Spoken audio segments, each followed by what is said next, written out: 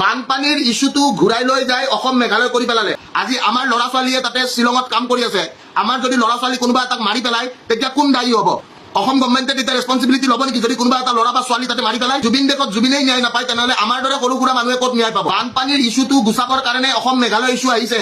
মানুহে এই কথাখিনি বুজি পোৱা উচিত, সচেতন নাগৰিকে এই কথাখিনি বুজি পোৱা উচিত, আৰু সচেতন নাগৰিকে এই বস্তুখিনি শ্বেয়াৰ কৰিব লাগে, যাতে মানুহে গম পায়, যে মন্ত্ৰী এমএলএ বিলাকে দিয়া ভুৱা প্ৰতিশ্ৰুতিবোৰ যাতে তেওঁলোকে গম পায়। আজি খং উঠিলেও আমি একো কৰিব নোৱাৰো, আমাৰ বাক স্বাধীনতা ৰোধ কৰা হৈছে।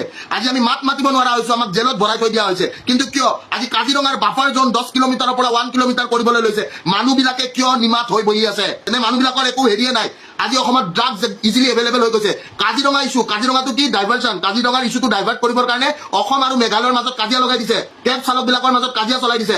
কাজিৰঙাৰ বাফাৰ জোনটো চেঞ্জ কৰিবৰ কাৰণে এইবিলাক কৰিছে, আৰু ইয়াতে কিছুমান এজেণ্ট লগাই দিয়ে। মই বুজাই আছো, মই যিহেতুকে বহুত এইবিলাকৰ মাজত সোমাই গৈছো, আপোনালোকে গম পায়। ইয়াতে কিছুমান এজেণ্ট লগাই দিয়ে, যেনেকে কিছুমান ধদুৱা সংগঠন, দালালবাজি সংগঠন কিছুমান লগাই দিয়ে। সেই দালালবাজি সংগঠনে মাইকৰ আগত যাই কিনে ভম ভম ভম ভম ফক ফক ফক ফক ফক ফক ফক ফক কৰিব আৰু আপোনালোকক বুৰ্বক বনাব।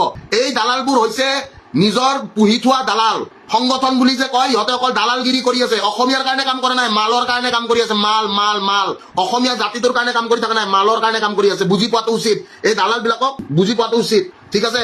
আৰু এই দালাল বিলাকে থেপ থেপ থেপ থেপ থেপ থেপ অকল দালালগিৰি কৰে, অনা অসমীয়াক দালালগিৰি কৰি পইচা কামাই আছে, ঠিক আছে? তো এই কথাটো সকলোৱে বুজি পোৱা উচিত। মই বাৰে বাৰে কৈছো, আৰু মই কৰি থকা সংগ্ৰামখনত মই অকলে সংগ্ৰাম কৰি আছো। মই কাকো কোনো দল সংগঠন নাই। মই ভিক্তৰ দাস, মই অকলে সংগ্ৰাম কৰি যাম। মই মাৰ খাব লাগিলে মাৰ খাম, মই জেল যাব লাগিলে জেল যাম। মই যি অৱস্থা মোৰ হৈ যাওক, মই এটা পাগল হয়। য়েছ, I am a mad person. মই মোৰ জাতিটোৰ কাৰণে মই পাগল, মই মোৰ পাপাৰ কাৰণে পাগল, মই জুবিনদাৰ কাৰণে পাগল।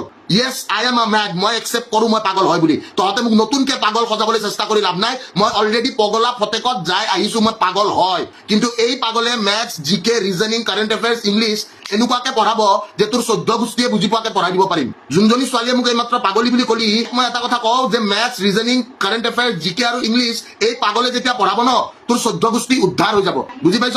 তো এইকাৰণে নকৰিবি, মোৰ লাইভত আহি কমেণ্ট নকৰিবি। সিদিনা তাই কমেণ্ট কৰিছে, একলেণ্ডত মুতাই দিছো তাইক মই। বুজি পাইছ? তো এইবিলাক নকৰিবি মোৰ লাইভত আহি। শিক্ষা বস্তুটো এটা এনেকুৱা বস্তু যিটো কেতিয়াও চুৰ কৰি লৈ যাব নোৱাৰে। বাকী চব বস্তু আপোনাৰ চুৰ কৰি লৈ যাব পাৰিব, কিন্তু আপোনাৰ জ্ঞান, আপোনাৰ শিক্ষা কেতিয়াও লৈ যাব নোৱাৰে, এডুকেশ্যন কেতিয়াও লৈ যাব নোৱাৰে।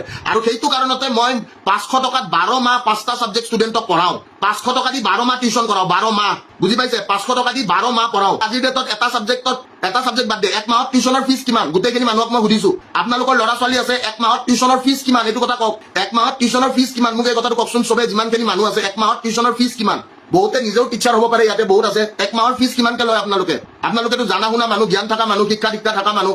1 মাহত আপোনালোকৰ ফিজ কিমান? আপোনালোকৰ ল'ৰা ছোৱালীবিলাকক যে পঢ়াই আছে, 1 মাহত 300 টকা, 400 টকা, 500 টকা, হয়নে নহয়? 12 মাহৰ কাৰণে কোনোবাই আপোনাক 500 টকাত পঢ়াব নেকি? কোনেও নপঢ়াই, কোনেও কৰা নাই। আনকি খান ছাৰৰ যদিও কথা পাতে আপোনালোকে, খান ছাৰৰ এপটো ডাউনলোড কৰি চাব, তেওঁ 8000 টকাকে লয়। খান ছাৰে 8000 টকাকে লয় 12 মাহত। কিন্তু মই 500 টকাত 12 মাহ পঢ়াও, 500 টকাত 12 মাহ পঢ়াও। আৰু মোৰ এই সংগ্ৰামখন মই আকৌ আৰম্ভ কৰিছো, কলমেৰে যুদ্ধ মই আকৌ আৰম্ভ কৰিছো।